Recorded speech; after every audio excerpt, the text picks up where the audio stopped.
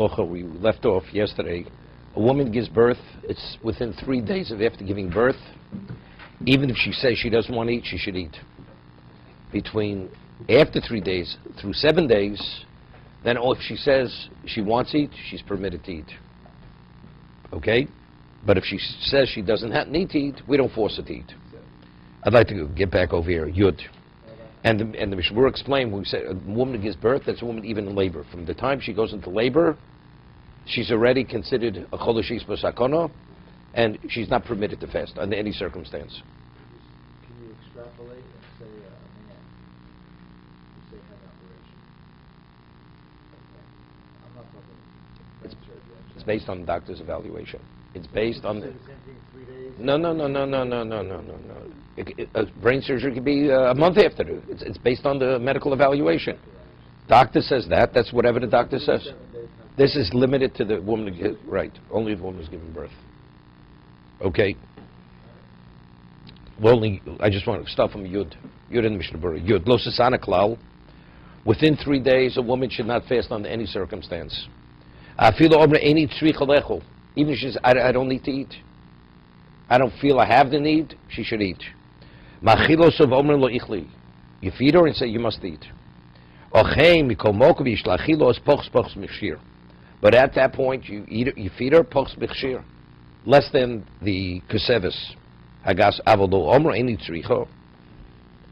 He says, that's when she says, I don't need. What if she says, she doesn't say anything? She feels like eating, you don't say, make sure to eat less. She feels like eating, let her eat. Full portions.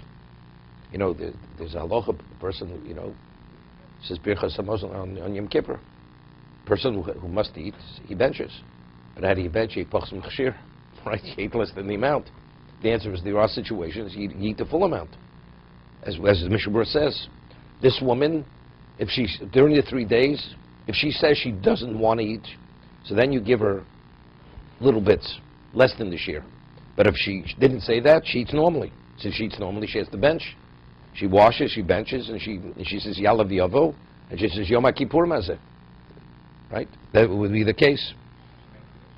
She would make Kiddush. That's the famous story of Rabbi Yisrael in Vilna. Right? There was a cholera epidemic, and he made Kiddush in the largest shul, because if Rabbi Yisrael he drank the wine. If he drank the wine, everybody broke their fast. Otherwise, nobody would have broken their fast on Yom Kippur. The machmirim, that even if the woman doesn't say she doesn't want to eat, she should also eat less. But let's say she says she's hungry. If she says she's hungry, it's not, everybody would agree. Then she eats the full amount, the full portion.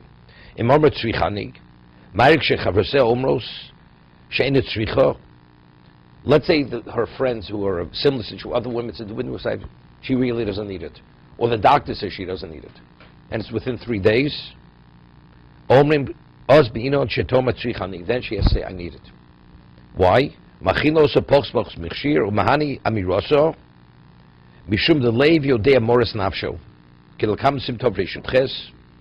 what the person himself knows, nobody knows. The doctors could say whatever they say, it's irrelevant. If the person feels he needs it, the sick person knows, is more in touch with his own reality. Or she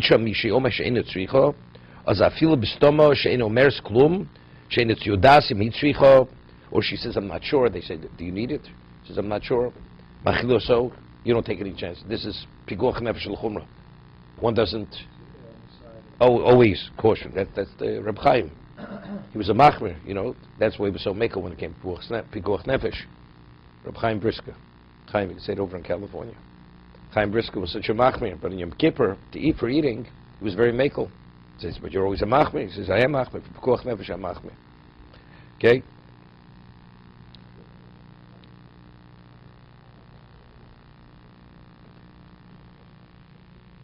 But we say after 7 days, we treat her like an ordinary person. Ordinary. You know, you make an evaluation. Is it pikuach nefesh or not pikuach nefesh? Once 7 days passes, kol adam yud beis the misham be'el charika shar cholesh ebo sakona. The bevari ein shum sakona machmas leido lach shivi yomim leidoso. After 7 days pass, she's out of danger. What about her? She has a very somebody asked me, what about a cesarean? And because the birth was cesarean, even after 7 days, the doctor says she's not out of the woods, so to say. It's okay. It's like anybody else after an operation. It's not because she's Yoledis. It's because of her personal predicament, her situation. Let's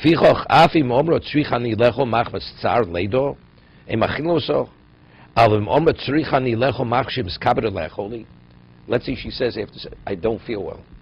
It's not she says she's still suffering from pain. She says she really doesn't feel well. No different than anyone else. You feed them. Now, the Mechaber says, how do you calculate 3 days or 7 days? It's not 3 24-hour periods, but rather it's when the day is over. So if a woman gives birth 5 minutes before sundown, that's the end of day 1, she has 2 more days. So it comes out interesting. Woman gives birth after sundown, she has a full 3 days. The woman who gives birth right before sundown, she has 2 days and the 5 minutes. It's difficult. I mean, it's based on your physical condition. If 3 days, if it's the physical condition, how do we differentiate? Good. Finish for us will be a suffix. But let's say it's clear, 5 minutes before Shkia.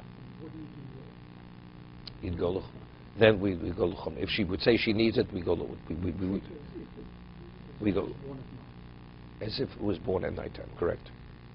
No, but that would only be if she say she would need. She would have to say, I feel I have to eat. Or she would say, I'm hungry, I'm thirsty, whatever it may be. But if she would say, it's okay, so then we'd machmir the other way. Ein Leo Shin Lamed Mishna Berura Sivkot the Kama Poskim Sovim Yom Eil Meis Meis. This many poskim argue with the Mechaber because logically the Mechaber is difficult to understand. They say that the 3 days and 7 days it's 24-hour periods. So regardless, when the woman gives birth during the day, you calculate 24-hour periods, 3 24-hour from that moment. The Yom Eil Meis Leis Shiro Sam Sheish Lo Kalamas, and the Chofetz Chaim says, and you have a right to be lenient in this, not to follow the position of the Mechaber of the Shulchan Aruch. Okay, it has relevance. Woman gives birth within 3 days before Yom Kippur. Is she permitted to eat? So let's say a woman is really a healthy person. They used to show, during the Vietnam War, women on the rice paddies. They gave birth. The next day they were in the field picking rice. No. So let's say a woman truly is very healthy constitution. There's no reason to be makel. There's no reason to be makel, right? So for her, we'll follow the Mechaber.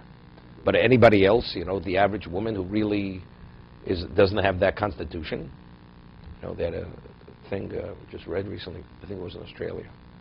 A woman gave birth to a 16-pound child. You can imagine the way she, her constitution. 16 pounds, I think was written up in the Guinness World Book of Records. Okay. So that woman, I don't think she has a problem fasting Yom Kippur. She's not Jewish. The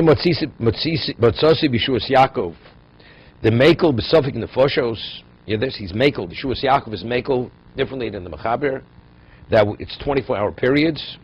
Lachshav Hashiviyomi Meisleis Lewipsid. That if you calculate the 7 days, 24-hour periods, you're not doing anything wrong. It's definitely sufficient to rely upon.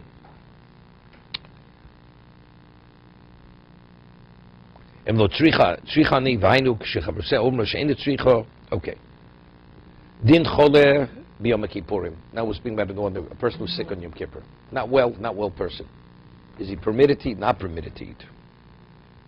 Tzorech Chole shetzorech lechol. Person's not well, and the doctor says he must eat it. Right? Chole sheish bo sakona. Is it somebody who's usually sick? We'll talk. Or someone who gets sick on We'll talk. There are 2 cases. That's Right? We spoke. A person who doesn't eat will get sick. He doesn't take his medication. He could be in a very serious situation, but he's not there yet. Or a person already is in that sick state. Right? There's a difference. Person is not well, and he must eat because of his physical situation. Rofei boki. You have a doctor who's a professional, an expert. Meaning, what does it mean? He's in that field. What about a person who's a dermatologist? It's not his field. You know, is it a heart attack? Not. The man's a dermatologist. So he's not in the position to really evaluate the case. Meaning whatever the illness, the area of illness is, you have an expert. And he's going to give you his expert decision in that area. Even if he's a non-Jew. He said, unless you feed him, things could become very serious. Be stocking to the point where he'll be in a state of danger. So according to this, it seems to be, he's not yet in a state of danger. If he's not fed, he doesn't eat, the illness will intensify and it will enter into a state of danger. Even based on the medical evaluation of even the non-Jewish doctor, you feed him. He doesn't say he may die. He'll be in a state of danger. Even the person who's not well says he feels he doesn't need it. It's irrelevant what he says. If the doctor says he must eat, he must eat. Shoman l'rofe. You listen to the doctor, you don't listen to the patient. Right? We're going l'chumra. What about if the person who's not well says, I feel I need it? Even if you have 100 doctors saying that he does not need it, shoman l'choler. You listen to the person who's not well because the person knows his own situation better than anybody else. Okay?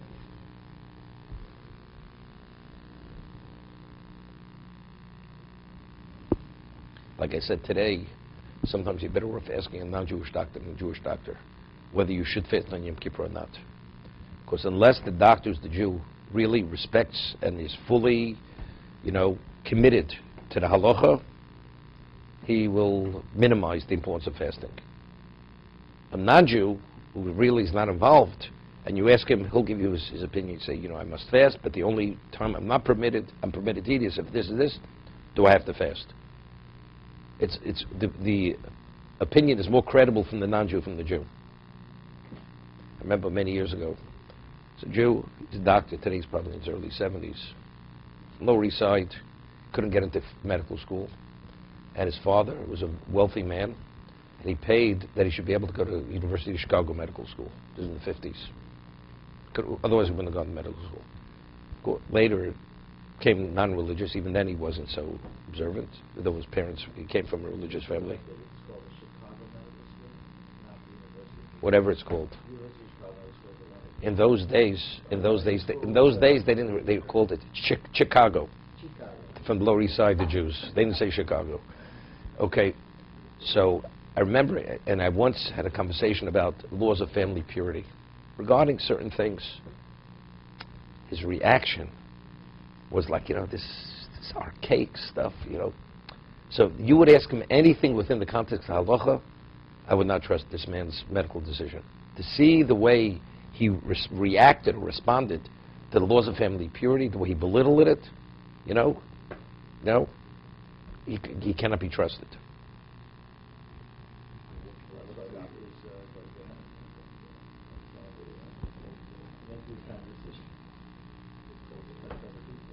He's going to Gehenna for other reasons.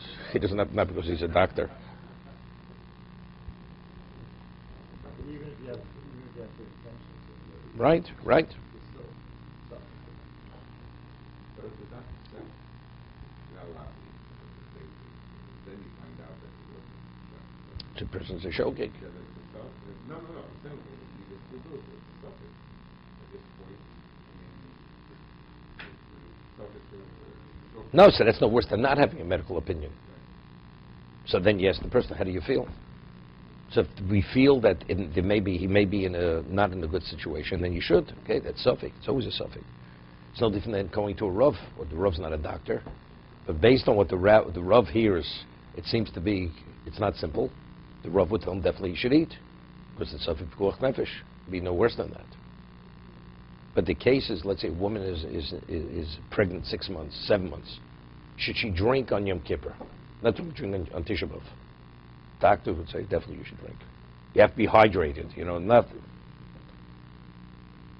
I've never heard of a woman fasting Yom Kippur, she went to premature labor, unless she had some other issue. She has an issue, that's something else. But a normal pregnancy, there's no reason to drink.